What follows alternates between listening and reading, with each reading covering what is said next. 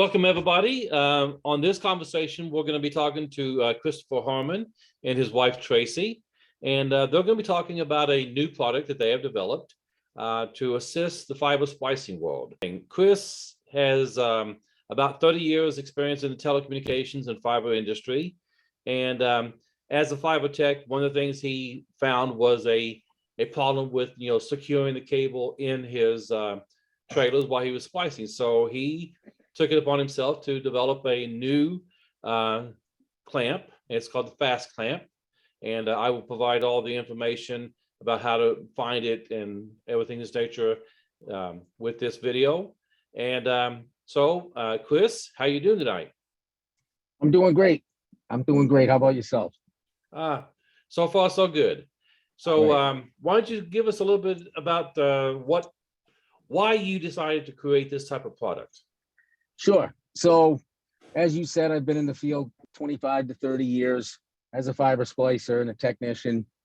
Over the years, we've come across a lot of different situations with the cables and different scenarios, splicing, ring cuts, butt splices, any kind of splices you can get at. And the old way used to be put the cables in the back of the truck, zip tie to a table or to a door latch or anything that would work to hold the cables in the truck while you were trying to prep them and strip them and get to the fiber and get them in the splice enclosure and do your work. Over the years of work, and I said, there's got to be a better way in this. I had a lot of problems with the cable slipping through the zip ties. I had a lot of issues with most of the time you're working by yourself. So, you got to come up with a way to secure that cable so it doesn't move around on you. I basically came up with an idea and I went to a local shop here and I had to make up a clamp that I could put in the back of my truck that I could lay the cables in, something easy, something that you didn't need to adjust. It would fit different size cables in. You could just close it, tighten it up, and your cables were all set. You didn't have to worry about them slipping out the truck or moving around while you were trying to do a ring cut or something important on the cable. And I had to make one up. And it was a couple of tweaks I did to it, I guess you could call it, to make it a little better. And I've used it probably for about 10 years or so now. As my company got bigger, some of the techs would see the clamp. They would want to say, hey, where did you get that? And I said, well, I had it made up. So I made a couple of more and handed them out. Basically, that's the reason I came up with it. I was having a lot of issues with the cable slipping. When you were trying to do a ring cut, you're pulling and tugging on a cable. And if you're by yourself, you can't hold it. You only have so many hands. And I said, you know what? I'm going to try to come up with something. So that's where the clamp idea started. And that's where it came from.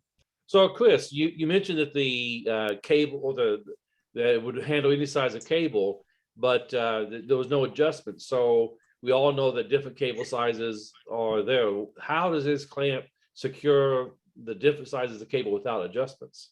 Okay, so how it works is you basically have a bottom plate to the clamp and a top plate that is on a hinge on one side. Inside the clamp on the bottom plate and the top plate, there's a couple of rubber gaskets. So what you would do is you basically open the clamp, opens up at a little greater than a 90-degree angle, and then you have the rubber gaskets exposed. You lay the cables across the bottom plate and across the gasket. You close the top, and then there's what we call it a bull nut, but it's technically a machine nut on a short piece of threaded rod. You close that nut and you spin that nut shut. You could do it all with one hand while you're holding the cable in place to make sure it's not going to go anywhere. It works great. And basically what happens as you tighten that nut down, it brings the top clamp tighter to the bottom clamp, creates a grip on the cables with the rubber gaskets. And, you can tighten it or leave it as loose as you want. There's no harm that's going to come to the cable. It will not be damaged because of the rubber and it being flat. So it's, better than pliers or vice grips or anything like that. It'll hold my clamp. I built it so it'll hold anything up to 3-inch diameter cable. And I felt like that was plenty big enough due to the fact that, a lot of these cables are getting smaller. They're using micro duct, they're using micro cables, the spider ribbon. So the cable count is getting higher, but the cable size, diameter itself is getting smaller. They want to use as much space in the ducts as they can without building more conduit paths. So, but yeah, you simply just close the top down, tighten that nut, it grips the cable and it holds. Okay. So, if you have different size of diameter of cable, so you're dealing with a a trunk cable that may be a 96 strand, and then you're splicing in some drops off of that. They're all flat. How would that still be able to secure that type of environment? Yes, absolutely. So what I do in those situations and how I design the clamp is the hinge side is a little wider. Okay. That's where you got your most diameter. And as it comes down to the bolt nut side or the machine nut side where you close and tighten it, it slants down. It's capable of slanting down. So when you tighten that nut, you know, your nut side, your machine nut side would be able to grip a smaller cable while the hinge side would be able to grab the bigger cable at the same time. So what I do in those circumstances is I have mine, the one I use in my truck is secured to the back bench. And basically it allows you to bring the enclosure in or the cables in if there's not an enclosure there, lay them a couple of feet into the truck, and you can spread the cables a little bit, close the clamp, it'll grip all the cables, not just one. So there's no worry, like I know what you're saying, there's no worries of the smaller cable being able to pull out because it's only grabbing a bigger one. I designed it for that way intentionally for those reasons. Great. And with all the fiber to the home environment, that is a very common environment. That's why I was curious about that point. Right. Absolutely. I agree. It's fiber to the home is the big thing now. There's a lot of flat drop cables that are small, and this clamp will handle it and secure them properly. Going a little bit away from your product, but in this industry, we have a lot of fiber going on in the world now. If you was talking to someone who's interested in getting into fiber splicing, what type of advice would you give them? Wow. Well, I've given some advice recently. So the biggest thing I would say is it's a great job to get into right now, especially right now. There is so many companies that need fiber guys right now. There's ads everywhere, as I'm sure you're aware. But my advice would be to them would be, number one, it's a great job. You learn a lot. There's a lot, they say anybody could learn how to splice. Well, it might be true to go out and do a 24 count butt splice. You could probably teach a lot of people to do that. But what's beyond that? There's a lot beyond that. And my advice would be like what I did when I was first coming into the industry is I read everything that I could read about fiber. So I wanted to know the background, where it came from, how it got started, where's it going from here, how does it work? I tell a lot of guys, I train a lot of helpers, a lot of the new guys coming into the field, into the company. And when we have an enclosure, a splicer, any kind of tool, any type of equipment that we use with the fiber, I say, listen, I give them the instruction manual and I'll tell them, take this home and read it. It'll tell you what you do. It'll tell you a lot of information about it. And I really used to do that a lot. And I wanted to, always broaden my understanding of what I was doing. So, my advice would be to read up as much as you can about it and ask all the questions you can. And, it's a good field to get into. There's a lot of work and you can have fun with it. You're in a different environment daily. You see a lot of different things. And for me, it's great. You can use your brain, makes you think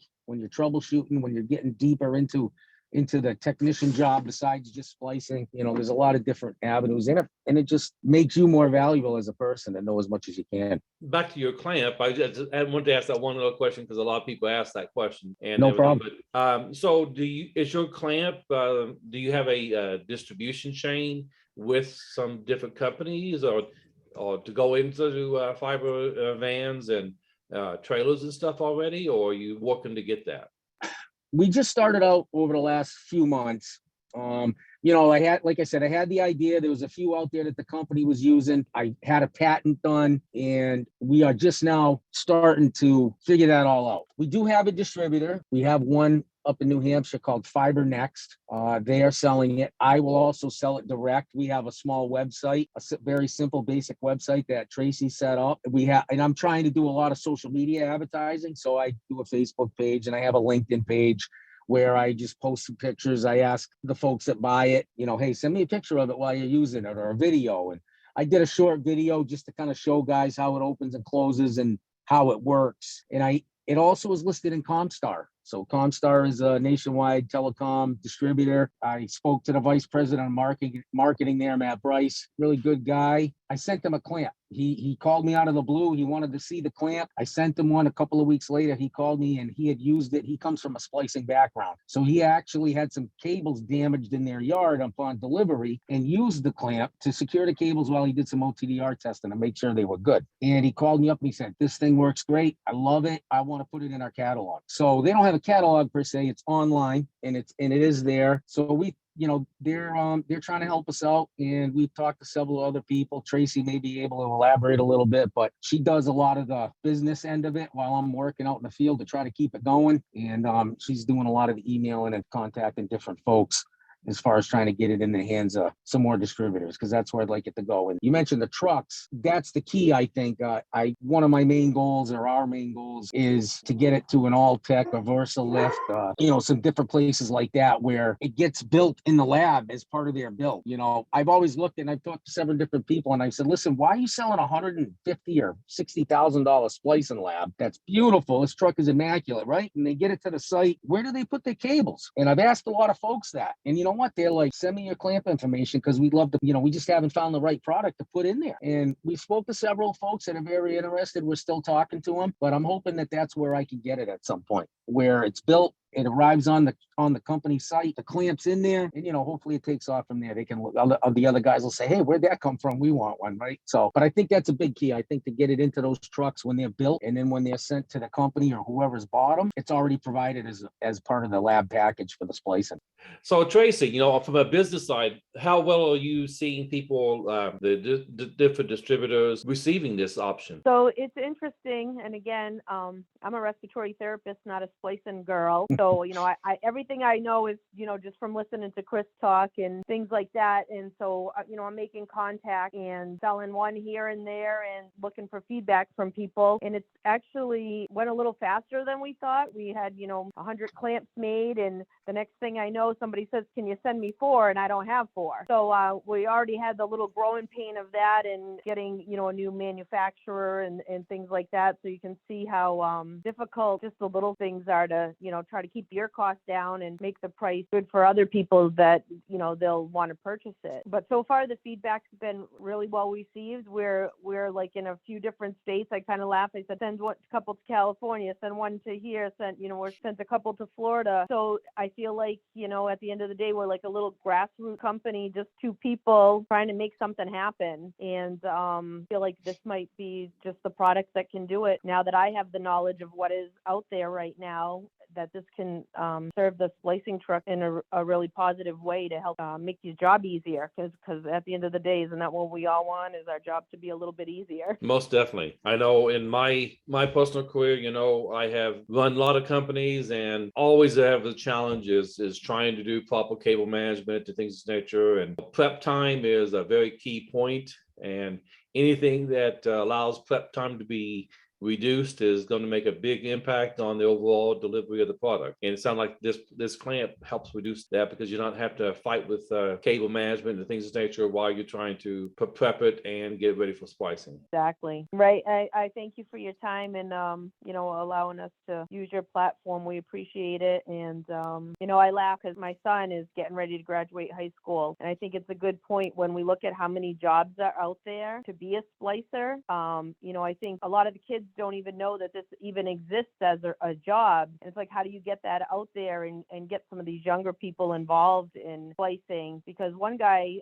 actually FiberNext, when we went there, he's like, I'd hire 25 guys right now. If you could find, 25 guys to even do this job, you can't find the people. So, everyone's looking at electrician, plumbing, things like that. I think they really need to open their eyes that fiber technicians can be an excellent career too. Most definitely. And I will concur with that. I've had to deal with labor shortages, and of course, we're always, one of the challenges is we talk about labor shortages, but we also say, well, we need somebody that is productive. And so it's tough whenever you have youngins trying to enter into the business, and you don't have the time for training them. But that's one of those things where you're actually hurting yourself more than you're helping yourself. So I definitely agree that this is a career and a pathway for a lot of young people to come and everything. And some of us older people, we're going to be gone one of these days, and we got to make sure that because this is not something that's going away in any form or fashion, fiber. So yeah, absolutely agree. I'm going to turn it over to you to have your final say, and then we'll start wrapping this up. All right, great. So I just want to also say thank you for allowing us to use this time here on your platform to get this out. Elaborate a little more on what Tracey said about the splicing career. She's right. There's not a lot of young kids that know even that this is out there, that this is an option. And I would say to them that it's a great career field to get into. There's a lot of new technology that comes out every couple of weeks. Seems the splicers from when I started, the old manual lid injection systems to the, the splicers that are available nowadays. It's incredible the difference, the OTDRs, all the equipment. So it has come a long way, and it's only getting bigger, as you said. So, as far as the clamp goes, listen, I patented it, so obviously I think it's great. And again, I would tell the folks out there that are skeptical, we had some skeptics that'll email or text us, and that's great. You need that. But I just want to same time say, remember that I came from the field, and it was built from a necessity of me trying to figure out a way to make it easier on everybody, and my goal is to have one of these in every rig. And I know there's some similar things out there, maybe not similar, but there's other ideas. And, tell you a quick joke, real funny, is I got back and forth in some texting with a fella down south. And, he said, well, I'll just keep using zip ties. It's a lot cheaper than the clamp. And I said, okay, well, you keep using those zip ties, and that's fine with me, whatever works for you. But, the clamp does work. It's made of steel. I had it powder coated, so it'll take some abuse. The gaskets are really well made. It's a 3M adhesive. I've had no issues with it coming apart. The worst that happens is the gaskets get worn down over time, and you can replace those. But overall, the clamp will not come apart. The way the hinge is welded, it secures to your counter, and it's made so it's gonna last. And but back to the guy down south. We went back and forth for a little bit, and finally he said, well, you know what, send me one, I'll try it. So we kind of chuckled and sent him one. I've had nothing but positive feedback from him. He loves it. His guys that he works with asked where to get one. So I understand it. And again, like Tracey said, we've gone to some different manufacturing locations here in the US. I'm a veteran, so I'd like to keep it here. And we are trying, we're working down the price, and I think we got it at a good spot now where it can be affordable to everybody out there, and people can get some really good use, and it can help them in the long run. Which branch of service did you serve in? I was in the United States Air Force. A Zoomy. I was a Marine, but thank you for your service. Yeah, and thank you as well. Yeah, hey, we need them all. We need everybody that'll do it. So it was a great experience. I don't have any regrets, and I'm glad I could help the country. Just out of curiosity, did the Air Force get you prepared to go into fiber splicing, or was it something totally different? No, you know what? I was a law enforcement troop when I was in, and I was 91 to 94. So I was Persian Gulf, Desert Storm, the first round. And basically I was looking at a law enforcement career. And when I got out of the Air Force, my brother had just started with a fiber company that was up and coming, just starting out. And he said, hey, we got a great job right now. We're putting cameras on I-95 for the DOT. It's paying a state rate. And I think back then it was like $36 an hour. So I said, oh, and he said, oh, no, it's hands-on training. You don't need any, because back then, right? Fiber was new and nobody knew anything about it. And that's where it all started. I loved it. I liked the environment, the traveling around. And again, I like to pick my brain. So, troubleshooting and all that kind of aspect of the job is the fun part for me. And it kind of just took off from there. I stuck with it and kind of been doing it ever since. That's great. Myself, I was a stupid country boy and joined the Corps, and they taught me in the Telecom, and that's how I got started. So, no kidding. It's always interesting how people get started in this industry. Yeah, it is. It is. We come from all different backgrounds and different types of jobs, and it's like I said, it is a good career to get into. It's exciting, and especially now, I feel like they need techs more with the fiber to the home. There's a lot of on-call service that goes on, and systems go down, and how folks are, they want their internet to work. So Yep. There's going to be a call, and it's just getting bigger. Most definitely. Well, I appreciate your time, Tracey, Chris, and I will make sure that I put this up and make sure that all the links for your equipment or your clamp is put up there. And I wish you the best of luck, and maybe we'll talk again. Thank you. Have a great night. Have a great night. You too. All right. Bye-bye. Bye-bye. All right, bye.